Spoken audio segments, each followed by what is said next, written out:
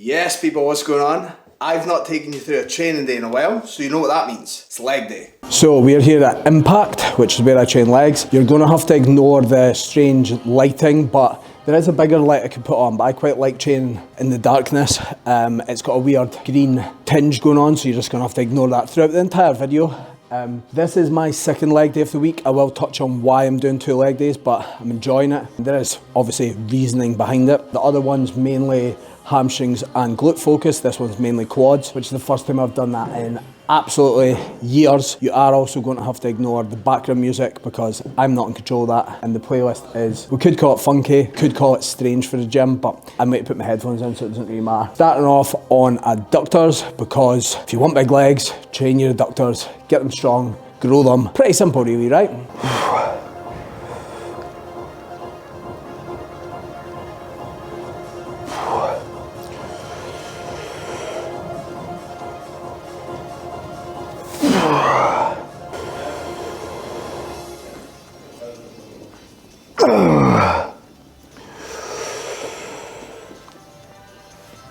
You've seen movement number 1, which is adductors. That was just 2 straight sets of 10 to 14. And now I'm going to go into the lion hamstring curl, and it's 3 sets of 10 to 14. So I mix between straight sets and then top and back offs. I don't personally think you need to do one or the other. For me, it will just depend on the movement I'm doing. So with my hamstrings here, I find working in that 10 plus rep range has brought mine up a lot. Now, that's not to say you have to do it. You can work lower than that. But I think for me personally, it's because my ability to connect with them and stay locked in on the hamstrings isn't that great. So a slightly higher rep range does work. I'm still going as heavy as I can, still training to failure. Whereas on other movements, I may work in a slightly lower rep range.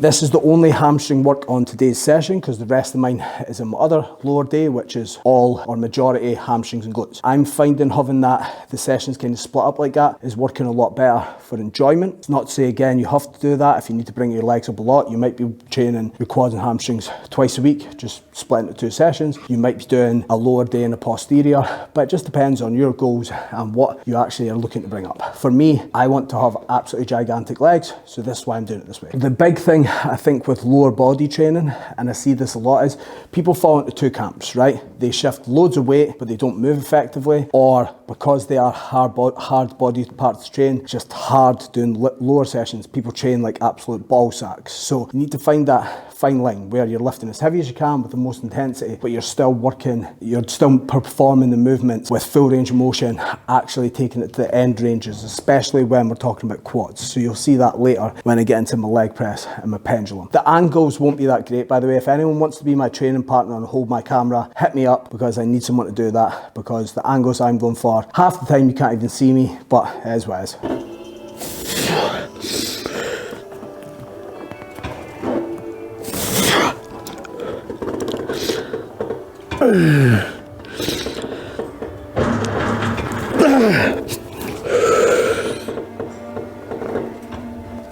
Just for a quick coaching point for anyone, when you're doing things like adductors and a prone curl, lying curl, that you've just seen me doing, don't think about just shifting the weight from A to B, think about dragging it. So in an adductor, you're thinking about dragging those pads together, dragging your knees together, sorry. On a hamstring curl, think about it like a bicep, right? When you're doing a curl, you're dragging the weight up. Same idea with any hamstring curl. Think about it as if you're dragging with your hamstring, because if you're just moving it too fast, what will happen is your hips will start to shift up and down. You'll actually stop contracting the hamstring as hard as you would if you really think about dragging up. That was actually a pretty decent set. I was up reps. I was finding my position was a little bit off, so I'll move that for the next one, but that was, I don't know, I didn't count properly. I'll have to watch the video back, hence why we video stuff, but I think it was like 11 or 12 reps. Last week I hit 10, so ideal progression. Also, the start of the leg day, not the fun stuff, but the necessary stuff, the isolated stuff first, and then I'll go into my bigger movements. I have just realised I forgot my knee straps though, my knee sleeves, so we'll see how that goes, because my old man knees are broken as it is. But time for prone curl number 2.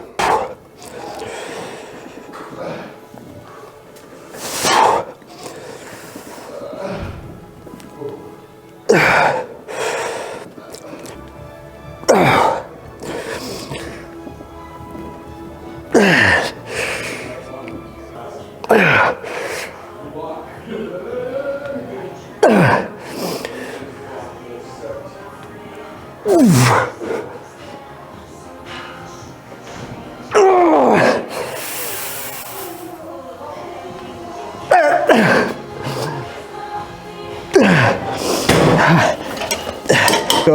that was 2 sets of leg extension. First set in the 8 to 12 rep range. That one was a set if I'm aiming for 15 to 20. Don't know if I quite got there. Now, I think with all training, you should be getting strong across all rep ranges. Sometimes it could be a bit stupid if someone's doing a 20 rep set, but they can't really take it to failure. They're just getting a big pump into the muscle. With leg extensions, I do see the benefit of higher rep ranges. The set did get ruined though because my phone's on shuffle and I was listening to Bon Iver.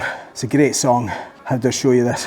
This is what I was currently doing my set to there. If that'll focus, I don't know if it will. It's not focusing, but I was doing leg extensions to Bon Iver. You'll also notice I had this in front of my shins. Now, you could argue that it's going to get you a little more range in the lengthened portion, but it really depends on the leg extension. This one, you're not really going to get much there anyway because it hits the stoppers. But I'm using this because the shin pad on this machine is terrible. It's way too soft, so when you're using a heavy load, you're basically smashing your shins into metal, and you don't want to do that. So I've just got it in for a little bit of comfort. Could call me a pussy, but that's the reason. If there's a leg extension that does allow a little bit more in the length and range, using that will just get you a bit more range, which is always ideal. As you can see, I'm out of breath. The reason I do my leg extensions before my loading movements is just that I feel I get more benefit from doing that. I'll use a little bit less load in my loading movements, but I can get a lot out the leg extension, so that's why it's first. Again, do you need to do that? Absolutely not. When you're old like me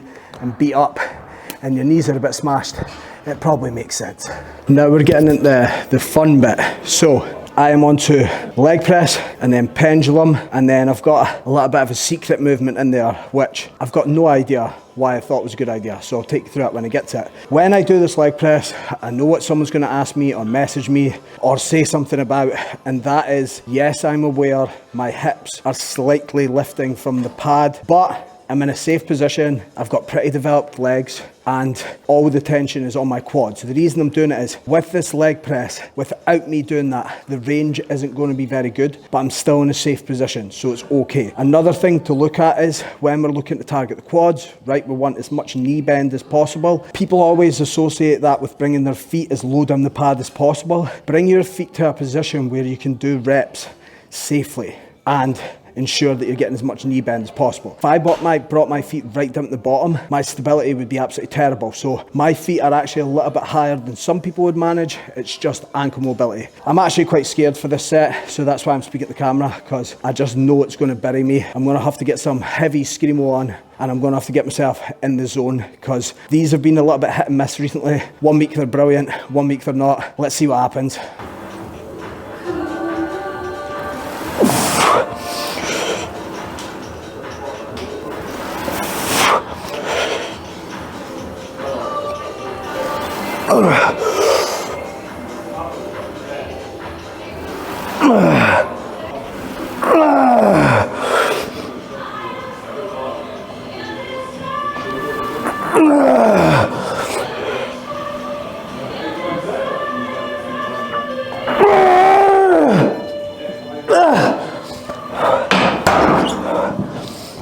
Talk to me about knee bend and how much I was getting there, because my knees were basically hitting myself in the head. That wasn't fun.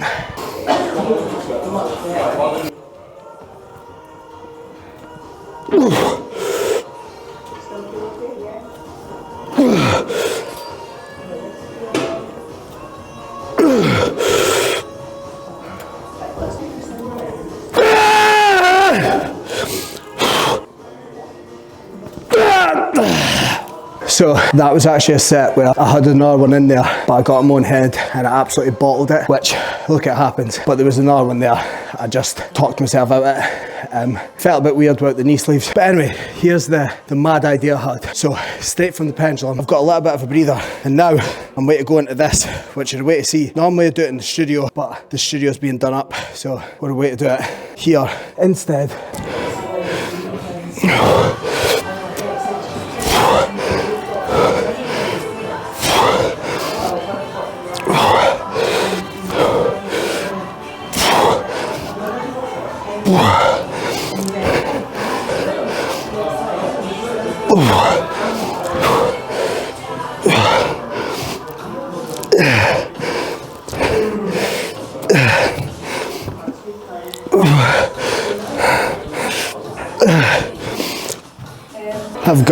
Absolutely no idea why I thought it was a good idea to go from pendulum squat straight into walking lunges.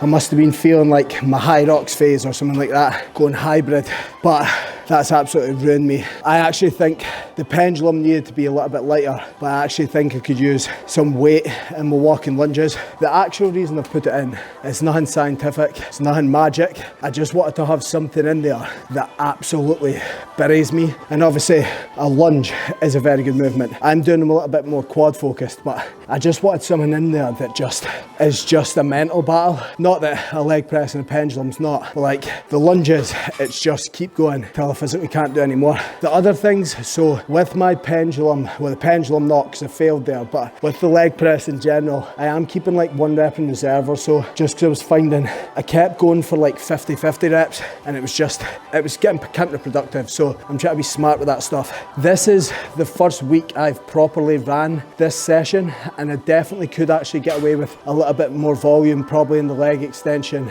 and things like that, but I'm absolutely gassed. I've got a monumental quad pump and now I'm going to go home and eat. I hope you enjoyed that. I kind of forgot to film half the stuff, but I will give a little bit of a breakdown when I've managed to get my breath back of. This is the first week I've properly ran this session, and I definitely could actually get away with a little bit more volume, probably in the leg extension and things like that, but I'm absolutely gassed. I've got a monumental quad pump and now I'm going to go home and eat.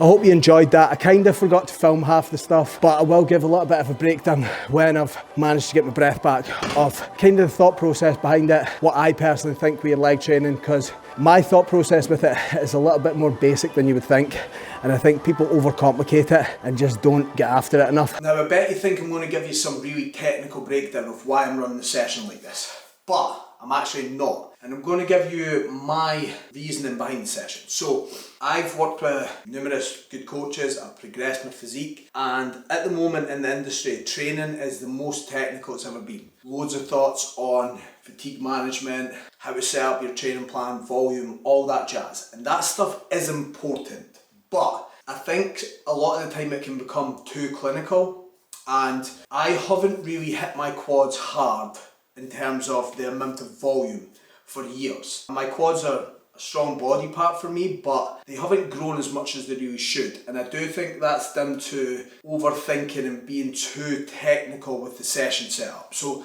the way that session is ran is more how I used to train, and basically I'm going to the gym and just absolutely smashing myself. This a few days after it, my quads were absolutely hammered, but by the time I've got to my second leg day, I'm recovered.